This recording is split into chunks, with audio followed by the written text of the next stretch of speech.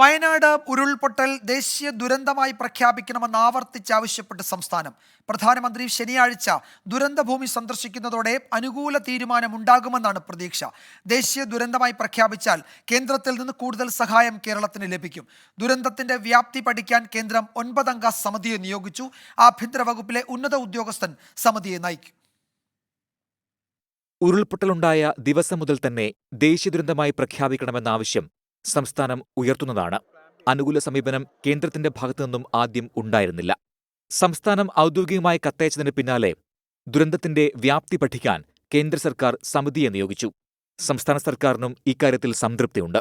പ്രധാനമന്ത്രി ശനിയാഴ്ച ദുരന്തഭൂമി സന്ദർശിക്കുന്നത് പ്രതീക്ഷയോടെയാണ് കേരളം കാണുന്നത്.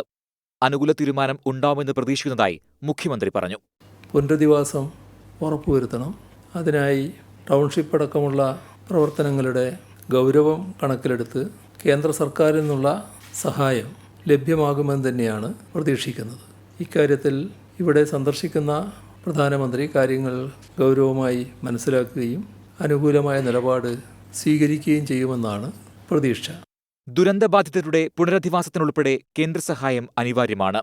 ദേശീയ ദുരന്തമായി പ്രഖ്യാപിച്ചാൽ കേന്ദ്രത്തിൽ നിന്ന് സഹായം ലഭിക്കുമെന്നാണ് പ്രതീക്ഷ.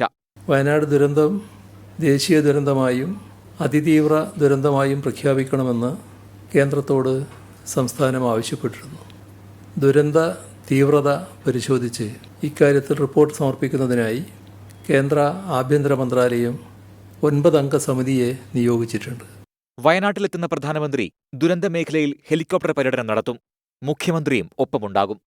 പ്രധാനമന്ത്രിയുടെ സന്ദർശനത്തിന്റെ ഭാഗമായി ജില്ലയിൽ ശനിയാഴ്ച ഗതാഗത നിയന്ത്രണം ഏർപ്പെടുത്തിയിട്ടുണ്ട്. 24 തിരുവനന്തപുരം.